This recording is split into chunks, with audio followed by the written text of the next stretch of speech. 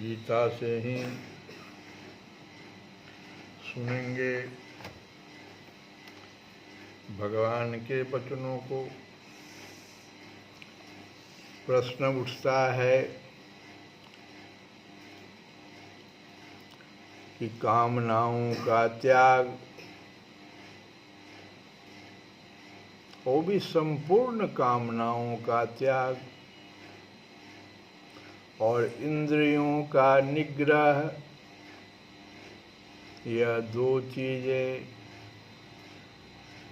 जरूरी है।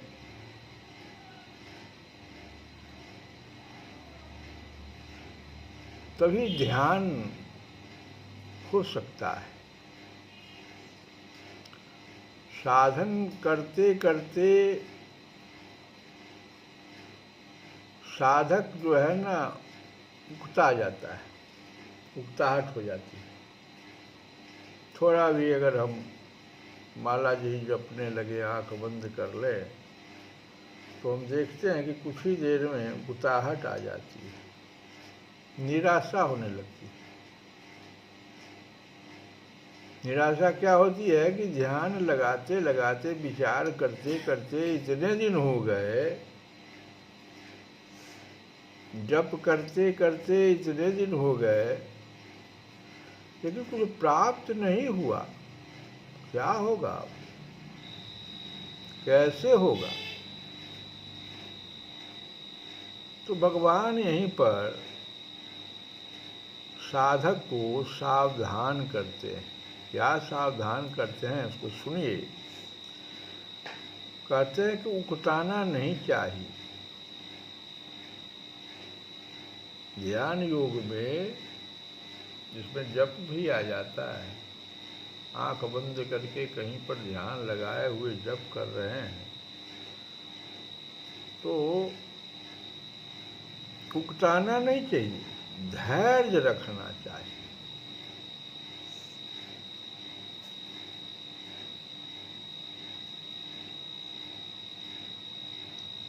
वर्ष के वर्ष बीत जाएं, शरीर चला जाए, ऐसा धैर्य हो कि वर्ष के वर्ष बीत गए, शरीर भी देखिए बूढ़ा हो गया, तो भी परवाह नहीं, लेकिन हमको तो तत्व को प्राप्त करना है।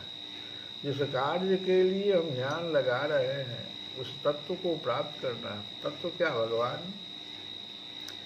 कहा भी गया है, इहासने शुष्यतु मे शरीरम त्वगस्थिमां संप्रलयश्चयात् अप्राप्य बोधं बहुकल्पदुर्लभम्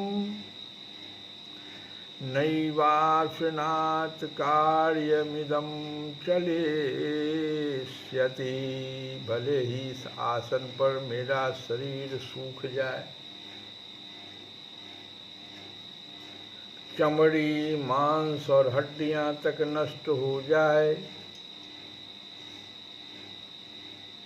इहासने शुष्यतु मे शरीरम त्वगस्थिमांसं प्रलयश्चयातु। मेरा शरीर सूख जाए इस आसन पर, भले ही चमड़ी, मांस और हड्डियां तक नष्ट हो जाए, किंतु बहुकल्प दुर्लभ बोध प्राप्त किए बिना, जिस बात के संकल्प के साथ हम बैठे हैं उसको प्राप्त किए बिना इस अभ्यास, इस आसन से यह शरीर हिलेगा नहीं। भगवान गीता में इस बात को, ये तो कहीं बाहर से हम बताए, लेकिन भगवान गीता में कहते हैं कि सनहि सनहि ऊपर में तो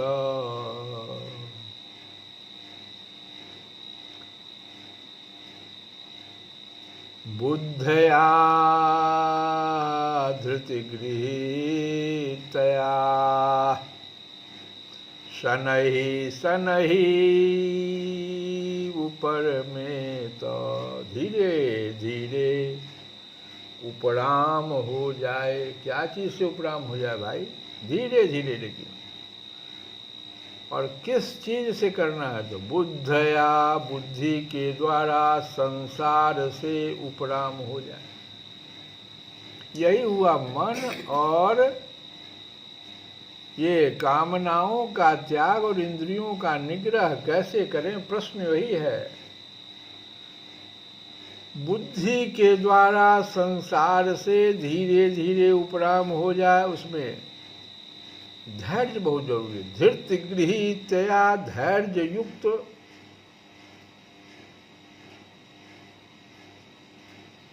और मनः आत्मसंस्थं कृत्वा किंचित अपि न चिंतयेत्, और मन को परमात्मा स्वरूप में सम्यक प्रकार से स्थापना करके फिर कुछ भी चिंतन न करें। साधक के लिए धैर्य युक्त बुद्धि के द्वारा संसार से धीरे धीरे उपराम हो जाए, और मन, और जिसको बुद्धि भी कहो, मन बुद्धि को परमात्मा स्वरूप में सम्यक प्रकार से स्थापना करके कुछ भी चिंतन दूसरा ना उस समय करें। ये कैसे होगा?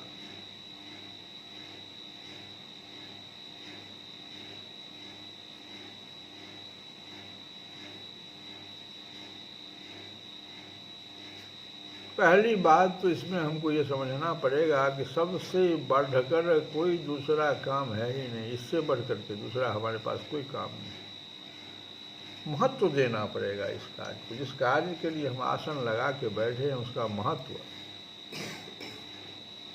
इसको समाप्त करके ही हम कुछ दूसरा चीज अब करें। अगर इससे भी बढ़कर कोई काम है तो इसको छोड़ो, उस काम को अभी नहीं करो, अभी अभी उसको छोड़ो।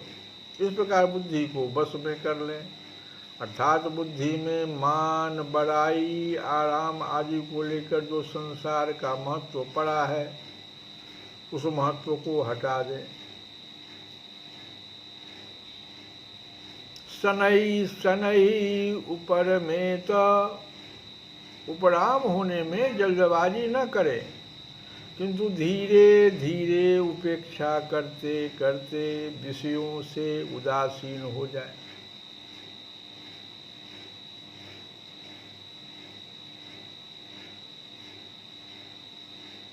और उदासीन होने पर उससे बिल्कुल ही उपराम हो जाए। यहाँ जो उपराम होने की बात कही गई है उसका तात्पर्य क्या है? क्या होता है कि त्याज्य वस्तु का त्याग करने पर भी उस त्याज्य वस्तु के साथ या तो द्वेष हो जाता है, आंशिक द्वेष का भाव आ जाता है। त्याज्य वस्तु है, मान लो, नहीं इसको नहीं हमारी जरूरत, त्याज्य वस्तु है, लेकिन उसको भी त्याग करने पर उस त्याज्य वस्तु के साथ आंशिक द्वेष का भाव रह जाता है। बड़ा बेकार समाज है, द्वेष भाव आ जाता है। उस द्वेष भाव को हटाने के लिए यहाँ उपराम होने की बात कही गई। तात्पर्य है कि संकल्पों के साथ न राग करे न द्वेष करे, किंतु उनसे सर्वथा उपराम हो जाए। वहाँ पर राग और द्वेष जो उत्पन्न हो जाता है, ये त्याज्य वस्तु के लिए हुआ, जो ग्रहण करने योग्य वस्तु है वहाँ राग हो जाता है। इसलिए उपराम होने की बात कही गई है कि परमात्मा तत्व मन के कब्जे में नहीं आता, क्योंकि मन प्रकृति का कार्य होने से जब प्रकृति को भी नहीं पकड़ सकता तो फिर प्रकृति से अतीत परमात्मा तत्व को कैसे पकड़ सकता है। अर्थात परमात्मा का चिंतन करते करते मन परमात्मा को पकड़ ले, यह उसके हाथ की बात नहीं है। जिस परमात्मा की शक्ति से मन अपना कार्य करता है उसको मन कैसे पकड़ सकता है?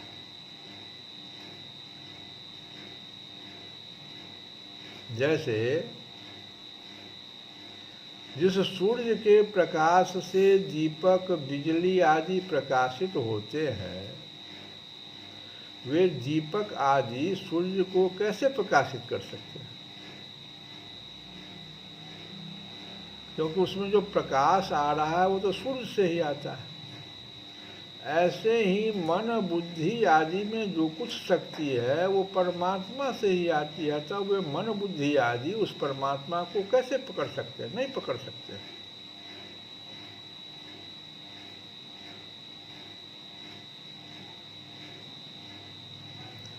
दूसरी बात ये सोचना है कि संसार की तरफ चलने से सुख तो मिला नहीं, केवल दुख ही दुख पाया है। अतः संसार के चिंतन से प्रयोजन नहीं रहा, तो अब क्या करें? इससे उपराम हो जाए।